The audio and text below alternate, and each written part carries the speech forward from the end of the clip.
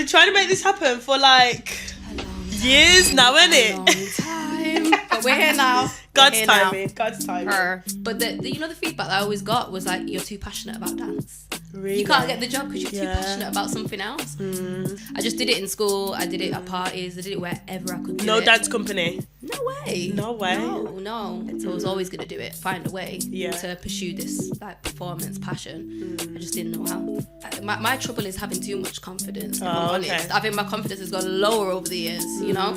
But I started with too much confidence. You know the things that you do when you're a teen, when you're in your 20s, you want to get your nails done, hair done, go on holidays. Like I never did any of that. So if anyone saw how I was actually living, and I'm going to go and dance for this millionaire. This major artist. You can't make it up, but yeah.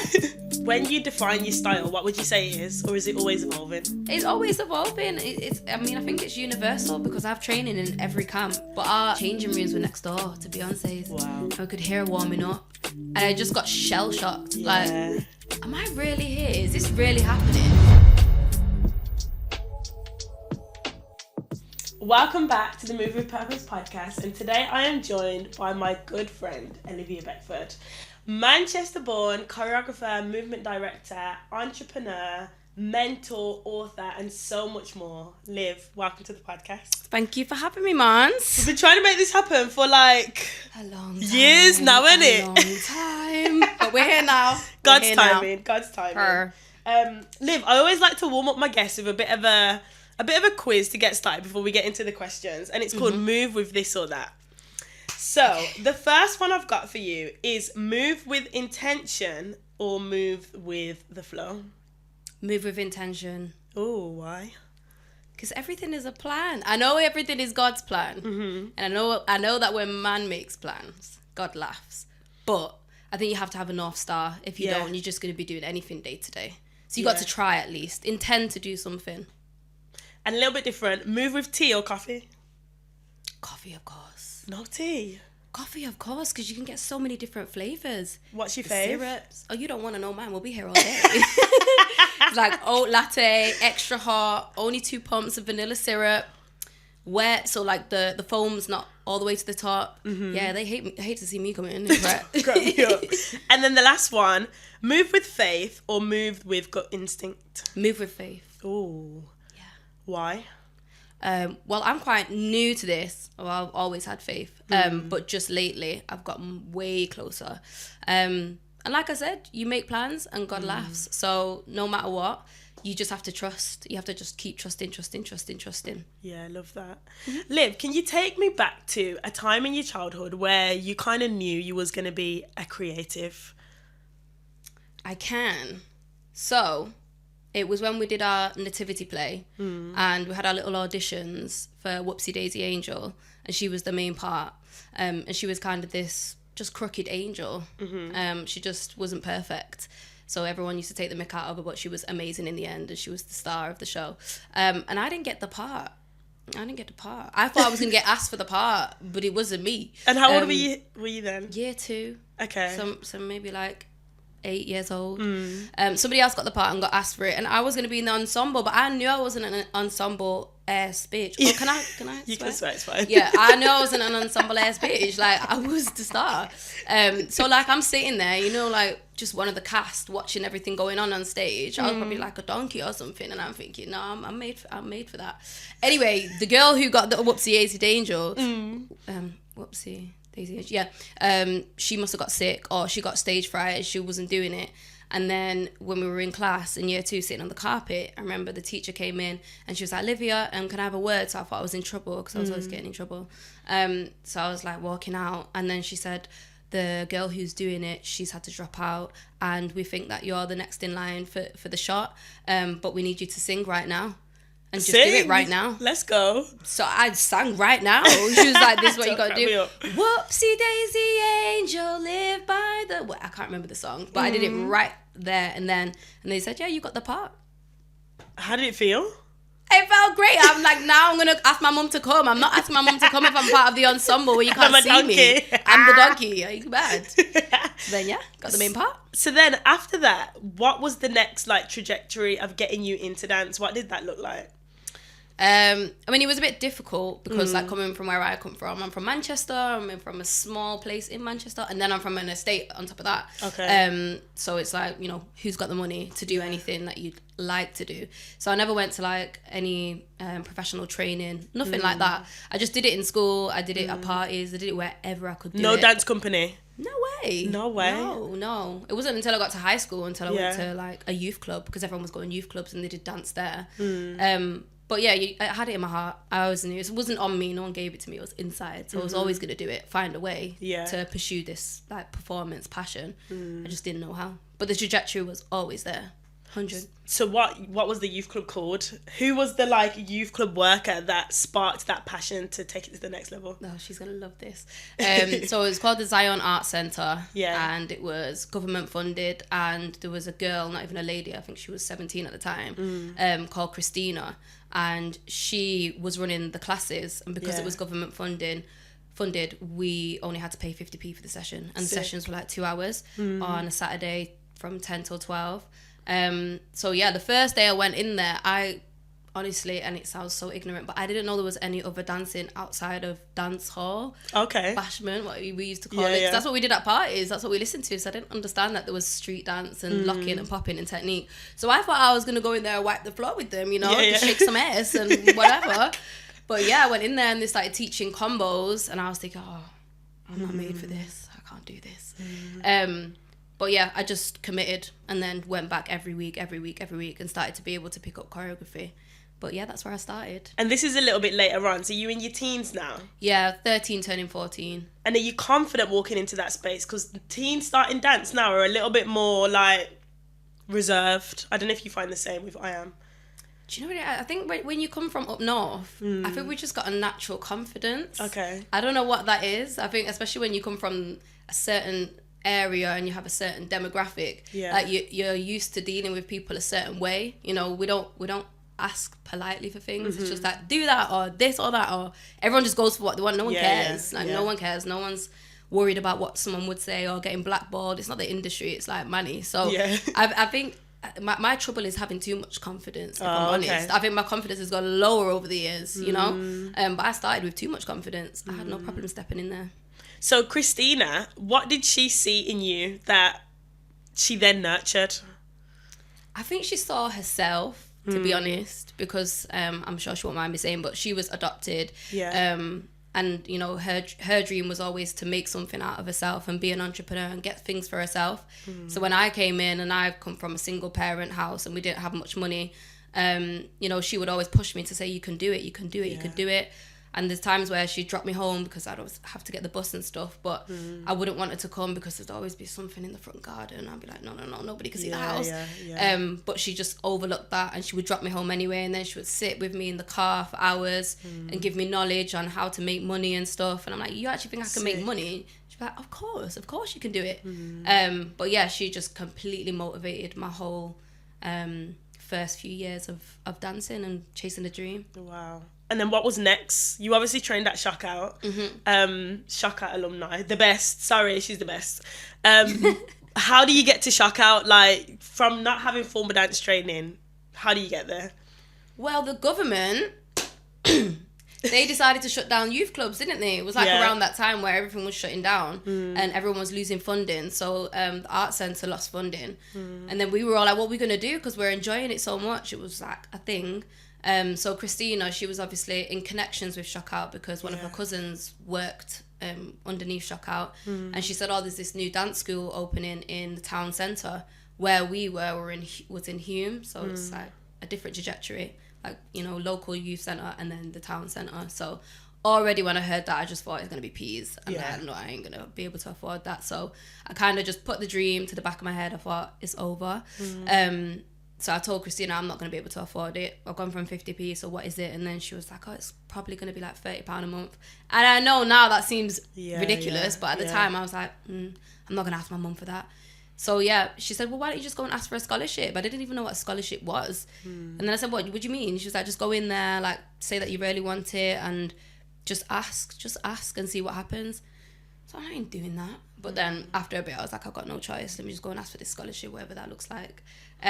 So yeah, I did. I rode my bike to the town centre. Yeah. I walked up in there. Into shock out. Yeah, I walked up in there. And I was like, right, where's the boss? Don't crack me up. Yeah, bold and audacious like that. What else? I had nothing to lose. So yeah, I went into the boss's office, who's called Sue Luke. She's like my second mummy. Shout out to Sue. And I literally just sat down and said, you know, I want to come to the school, but I don't have the money. Is there anything I can do? Like even she said, ask for a half scholarship first. Yeah. I said, is there a way I can get a half scholarship? And I'll just do jobs around or whatever you need. I'll just get involved. And it just wasn't a long conversation. She was just like, okay. And how old are you at this point, Liv? Are you still in your teens, early 20s? Yeah, I must be like 14. No way. Yeah, 14, 15. Yeah. Bossy walked into shock out like that. People, dancers watching this probably be like, I could never now. Like, the landscape's not like this now. No. But the confidence to be able to do that, the tenacity is mad. And asking for the boss. Where's the boss? Take me to her. That's crazy. And was she just like, yes, okay, let's do it. Let's make it happen? The way you're talking about it now is probably how she must have seen it. Yeah. Because I'm thinking about me now, but no, that's a little girl in front of you asking 100%. asking to just come and I'll do whatever. So I guess, yeah. If anyone came and asked me for that now, I'll be like, yeah. Yeah. If you got the balls. True. So then, okay, cool. So you get the scholarship, full or half? I got the half scholarship, I'm pretty sure. Yeah. Maybe it was a full. I don't remember. For academy? Yeah. And then what? Wow, you start on Monday and it was still a building that was getting refurbished. So it still needed stuff doing. So if there was ever the chairs needed taking down for an acting class, I'd be the first one to do it. I just took on any dirty work that needed to be done. I was okay. Liv, can you go and do that? I just was around. You know when someone's just around, I'm like a fly. Like, Liv, can you do that? So I started just building relationships within Shock Out. So that's why when I say they're my family, they literally are my family. Yeah, they can tell me what. Now, like when I go home and when I go to Shock Out Studios, which is now a huge building, by the way, I'm still like the little girl that I always was. So I always have respect for them. Like, I humble myself in front of all of them. Yeah. You ask me to go and get you a tea or water, I'll go do it. For sure. And whilst you're like growing in Shock Out, obviously you then went to study at the university, graduated, absolutely smashed it. What does the trajectory then from Manchester to London look like? How did you make that jump to like further your dance career? Well, fun fact, I didn't actually graduate. Oh, okay, cool. No. What? Yeah. That is not even a fun fact. That's like a shock fact. So yeah. Did you just... I've been on my own type of time this whole life. But yeah, so the first year that I did there, I wasn't actually on the course. I just had nothing to do with my life. Right. I quit college. Yeah. I was only going for the money because they give you free money in it to go. Yeah. So after a bit, I was like, I can't do this every day. It's too much. So then my mum was like, well, you need to get a job. So I started like applying for Pizza Hut and all these places. But the you know, the feedback that I always got was like, you're too passionate about dance. Really? You can't get the job because you're too passionate about something else. So I was like, so you weren't locked in at the job? No, like I'd go there and they'd say like, what do you do in your spare time? You know, the normal job questions. And I'd be like, I'm a dancer. And then I'd just start reeling off like, oh, I do this and I dance in this style. And they're just probably thinking, so why are you at the call why centre? Why are you here? So yeah, that was my feedback. So I had no job and I had nothing to do with my time. And I was 16, 17. So went back to my home, Shock Out. And yeah, they gave me a cleaning job, which was all right. I did that for a bit. And then Sue was like, okay, you just like wandering around. You want to start the course, our very first course, but you won't be getting the degree because you're not old enough to get the degree. Oh, okay. Yeah, so you could just come and train for free, basically. Yeah. So I said, yeah, why not? Why not? I took full advantage of that. And I did that full year for free. Again, thank you so much to Sue, yeah, because that, you know, initiated my ballet training and jazz training and all the different things. And there'd always be workshops from Americans and again, couldn't afford it, didn't have a job, but they'd always just put me in for free. Honestly, I could cry thinking about it. But yeah, so then I got my year's training and then it was like, okay, I'm old enough to do the actual degree course now. So Sue said, you know, you should do it, get your full degree and then you've got a qualification to go out into the world. So I was like, oh, that's long. What, the 3 years? Yeah, I was like, that's long. I need to be like doing some other stuff. But then someone said you can get a student loan. So I'm motivated by money, you know. Of course. Someone said you can get some money. So I'm like, how much we talking though? And they're like, well, it depends on your situation. The worse your situation is, the more money you get. Yeah. So I'm like, nah, I think my situation's all right. I don't think I'm going to get that. But again, that goes, I mean, shout out to my mum, because I actually didn't realise how bad the situation was, because there was always food on the table. Like, I never went without. But when we went on paper, and it was like, okay, you're a single parent, how much money do you actually earn? It was like, whoa, like, we're way below the threshold of what a household should earn, because it wasn't 2 parents, it was 1 parent, and then it was like at the bottom. And then it was like, the income, and then being a single parent, and where we lived, all of these things like factored into 100, all this money. So I don't know, I think I qualified for like, I don't know, it was like $3,000 a term. So I was like, that's enough for me. I'd never seen $1,000 before. Yeah. Sign me up. Put my name on the dotted line. Couldn't have done it any faster. Signed up, and all I was thinking is like, when does the money drop? When does the money drop? Everyone's talking about the start of term, what we're gonna learn, where we're gonna go. I'm thinking, what date does the money drop? Yeah, I need the bread. I need the bread. Take me there. So yeah, I started, collected the bread, and I remember the first day it dropped. Yeah. And we didn't have online banking then, so you had to go to the cash machine and then press balance. And I'd heard it was dropping on this day, so I went on Stockport Road, typed in the pin, and I saw it. It was like, I don't know, 2,000 something. I'd just gone in, just under $3,000. I was like, just making sure nobody could see. You know, I was like, shit, it's real. Damn, it's in the account. It's real. I've never seen that amount of money before. I thought, I feel like I've robbed the bank. So then I took out like £40. Yeah. I swear to God. And then there was a homeless person, and then he was like, oh, have you got any change? I said, it's your lucky day. Dashed him my tenner. Went to the studios, another homeless person. Got any money? Lucky day. Dashed him a tenner. Really? So your first instinct was to give? I mean, I guess if you put it like that, I'm rich. Yeah. I'm rich. You get a t-shirt, you get a t-shirt, you get a t-shirt. Burn. No, but it shows your heart. So you'd obviously been in receipt of like the kindness from Shaka and Sue, and then your first instinct, obviously now we look in hindsight and we're like, oh my gosh, but your first instinct was to give. Where did that like character come from? Probably my mum. Yeah, my mum. My mum gave up her whole life to have children. And my mum did have dreams, but she gave it all up to look after children. She's got 7 kids, by the way. Wow. Yeah. And she started having them quite young, so her whole life has just been based around her kids. And even though, I mean, obviously having 7 children, if you're on your own affording that, it's virtually impossible. But there's just seeing things like when our group was going to Vegas to compete, and I was invited to come and watch because I didn't get into the group yet. And I asked my mum about that. It was never I can't do it. It was just like, I have to make it happen. So like I'd watch my mum go and sell jewellery and go and do the car boot and go and do like the market on a Tuesday just to afford my flight to go to LA or wherever I was going. She just always made it happen. So that's what I thought, you know, she was always giving.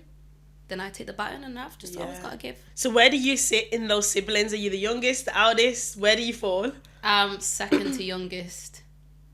People always think I'm the oldest. Yeah, because of how you move. That's why, like, headstrong. So you don't finish the degree, Liv, because you're just that girl. What happens then? Like, when do you get to London, and when do you go, I'm doing this and I'm going all in?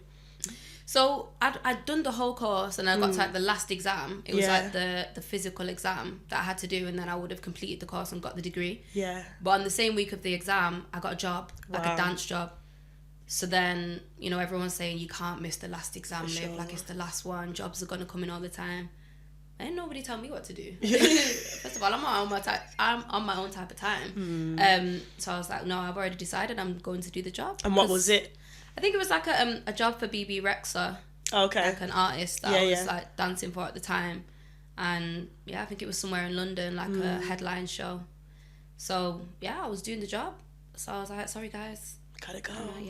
Peace out from here. Everyone was so disappointed. I can imagine. But I'm like, well, it makes more sense for me to keep the connection in the industry, because I'm training these 3 years to go into the industry. To do that, so if I've already got a link, I'm not going to ruin it. Absolutely. Because they're going to replace me tomorrow, and then what? But so I didn't do the exam, and I didn't get the degree. You never managed to finish? Because we see so many dancers do that now. Like, they pause, go do the job, and come back and wrap it up. But I guess it was different times back then, innit?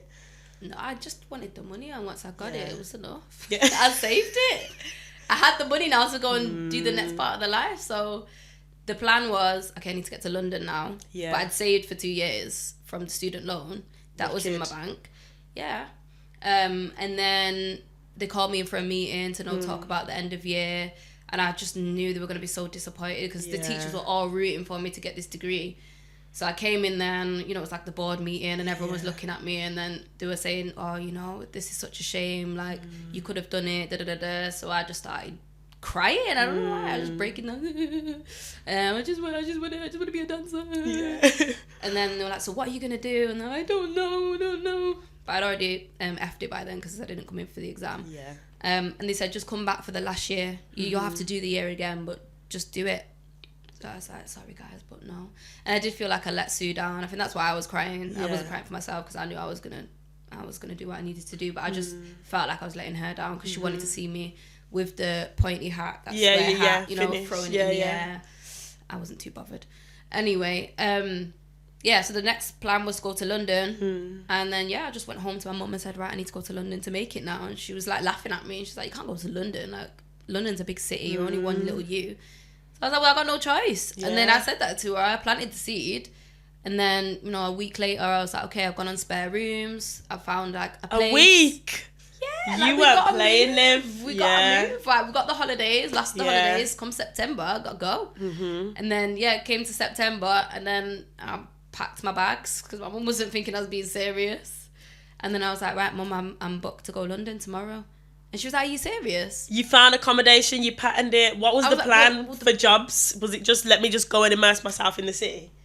You know, looking back on this is crazy, isn't it? Because I was 21, so I don't know what I was thinking. Yeah. I don't know what I was thinking. I just had unwavering self-belief that this was going to work. Somehow. But I hadn't even got the accommodation yet. They were saying that you need to come in for a viewing. It was like this cute Lithuanian family. And they were like, well, we're not just letting you in our home. You got to view it first. Yeah. So I was like, all right, cool. Found someone else's house to stay at. And then, I told my mum I'm going tomorrow. So she started bawling. I was like, I can't deal with this. Too many things going on. Like, oh, how are you going to do it by yourself? How are you going to afford it? How am I going to help you? Anyway, Jill. Yeah. I was like, if I need help, I'll come back. I'll call you. So off I trotted to London, got there, stayed at my friend's house, did the viewing the next day. They said they'll take me in. It was like £400 for the room. Yeah. And I had my savings, so I was like, cool. Then I just moved in and then applied for a job at the gym, like one that was near to me. Got into that, and then that was me in London. As you look back, are you not seeing like this incredible like story of like tenacity? Because I feel like people don't take big leaps like that anymore. I know the climate and the economy looks different, so you have to plan a little bit more, but that like audacious like boldness to go, I'm gonna do it and I'm gonna make it on my own. It's true. Now we're talking about it. That's wild. And what was your first big job that you booked when you moved to London? One that you still remember today? I mean, the first big job that I did get while I was in Manchester. Yeah.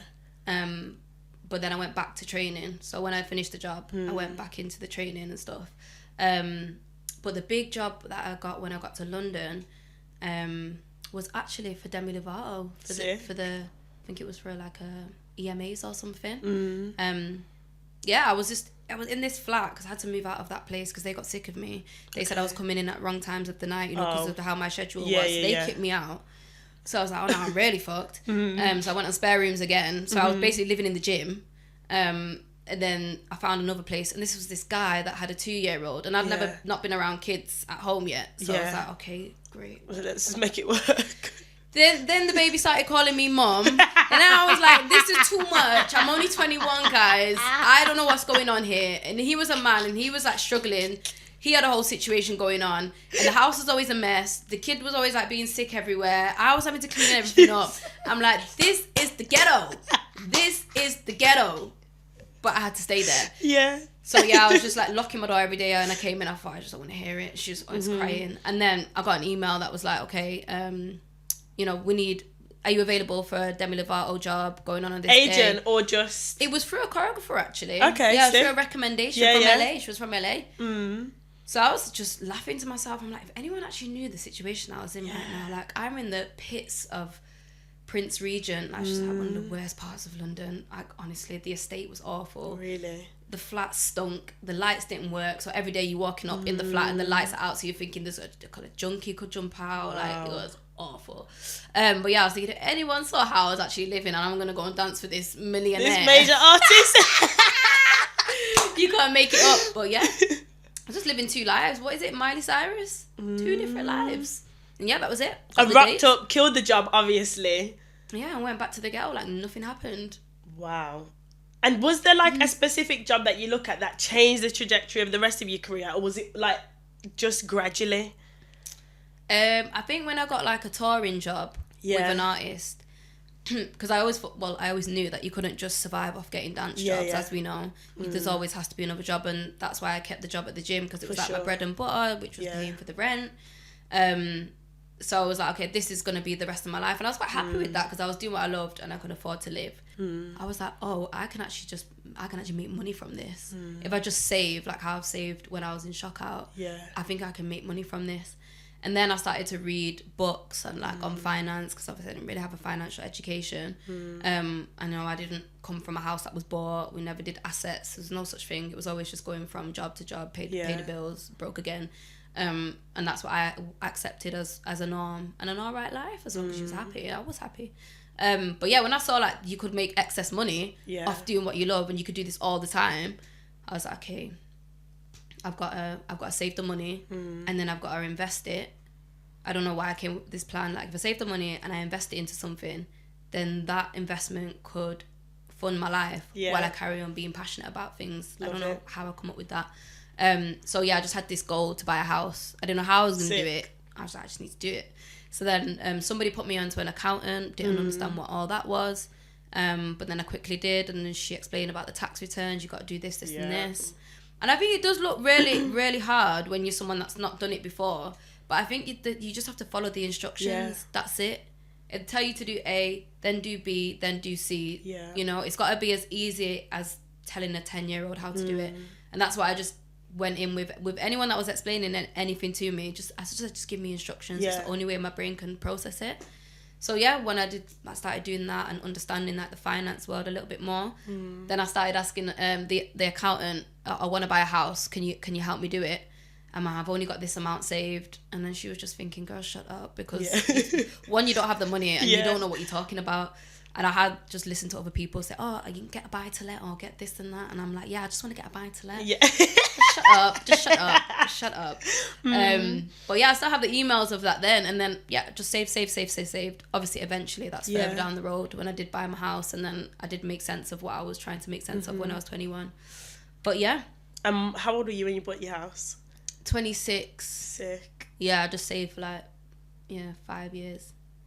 And you know what's mad, Liv? Like, when I look at our industry specifically, like, there's not enough of us creatives that are thinking about that, like, generational wealth piece. Like, there's a lot of us that are in the now, but buying an asset like a house, you know, the returns on that are just gonna be mega. Like, I think about when I bought my first house, and I never imagined, like, going into property and leaning in. And then when it was time to move house and leverage from the first one, the gains on it were like, oh my gosh, why are we not teaching like young creatives how to use property as like a asset builder, but a tool for generational wealth as well? So the fact that you self-educated is a game changer. Like, were you the first in your family to buy? I think my brother bought a flat, but apart from that, And what was the response like? What was the response from your family like? I don't think they understand it to this day. Really? What's going on. Yeah. Because I think it's just too wild that you're a dancer. How do you buy a house?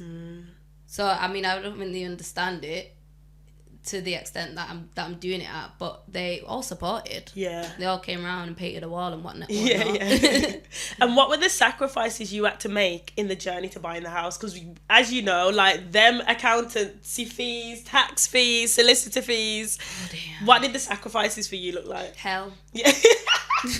What I imagine hell looking like. No, honestly, I didn't have a social life. I never tried new things, like, food-wise. So if I didn't get tempted, then I'd never want to go there. So, like, what I ate was the same things all the time. And it was very bland, it was very cheap. Never got new clothes, never got hairstyles done. Just, you know, the things that you do when you're a teen, when you're in your 20s. You want to get your nails done, hair done, go on holidays. Like, I never did any of that. And I guess that it did have an impact on my friendships, because when they was going on holidays, like, I never went on a holiday. For how long? For, like, 2-3 years, would you say, or less? Well, since I started, really, Yeah. since like 18, since I started taking dance seriously, I just knew that I had to do something, and there was a plan, and I knew that I couldn't have both. You know, you can have everything, but just not at the same time. So for sure. I had to get this out of the way till I started enjoying my life. So yeah, I just gave up literally everything. If all I needed to do is pay the bills, make sure I stayed alive, on the bare minimum. Yeah. And how did you celebrate when you bought the house? Yeah, I don't want to know that. No, I actually got a bottle of Rain Nephew by myself. Yeah.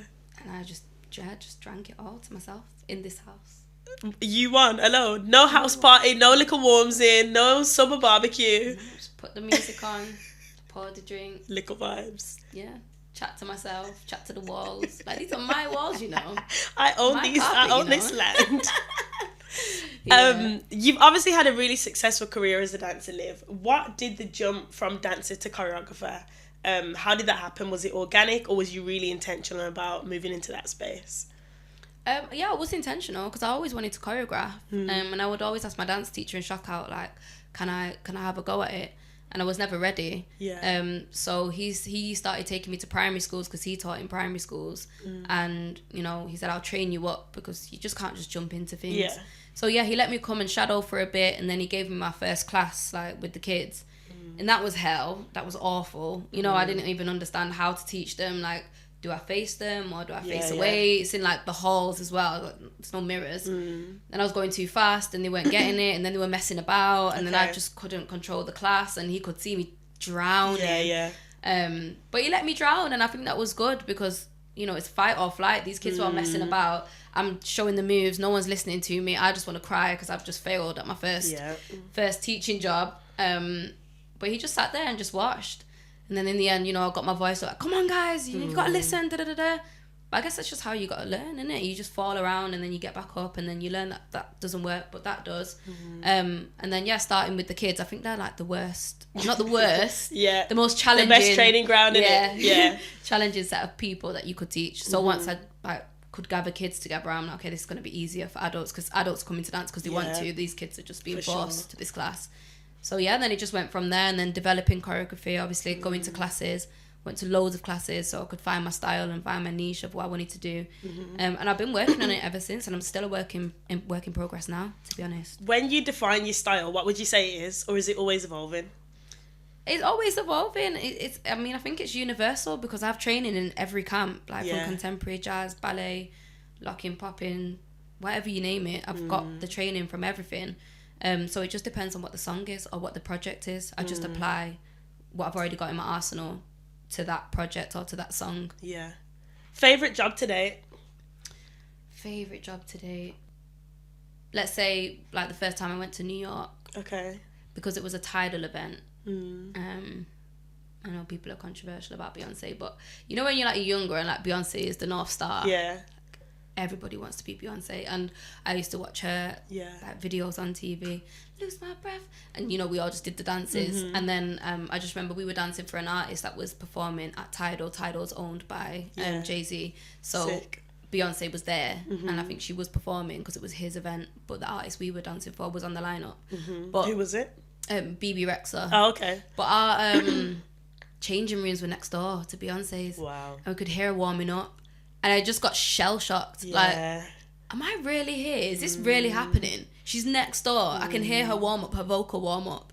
And then when we came out of the room, she was just getting onto the buggy and like being whisked away. And I was just staring, and she was like, that's mad. wild. Yeah. But yeah, I think that was the best one just because it was like, oh my God, I feel like I've arrived. Is she an artist you'd like to work for? Yeah. Yeah. Yeah. I think she just puts on for everyone. Not just women, not just black women. Like, she puts on for everyone. The gays, the girls, the theys. And I just think her work ethic above everything is very impressive. I mean, along with her children. What would you say is next for you? Is there a particular, like, job or artist you would like to work with that you haven't had the chance to yet? Not necessarily. You know, because as we've touched on, you know, now I'm getting closer with my faith. Yeah. I just put my trust in God, and whatever is meant for me. Whenever I'm praying, I don't pray to get what I want. I pray to get what's meant for me. Yeah. I just want to align with that, because sometimes what you want, you get there and it's not what you want. And I'm sure like lots of people in the industry can relate. You think you want that, then you actually get on that job and you're like, this isn't it. Yeah. So yeah, I just pray to be aligned with what's gonna make me happy. So I'm looking forward to just doing jobs that being led by him. Yeah, flourish my soul. For dancers and creatives that are watching, can you leave them with one nugget of wisdom for how to really lean and walk and move with purpose?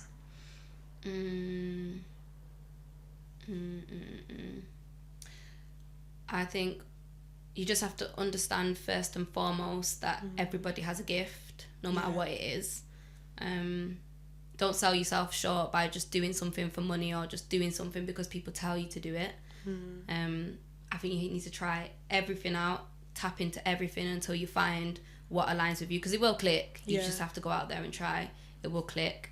And then once it clicks, you just have to give 1,000,000%, like not 100 or not like 90. You have to give 1,000,000%, because if you do that part, then God, the universe, whatever you want to call it, will do the other part, and will give you, you know, you take the baton. Is that what it's called? Yeah. And then the God, universe, whatever you want to call it, will take the baton and then take you to the next level. So yeah, that's my advice. Liv, thank you so much. No, thank you, Maz. I've loved this.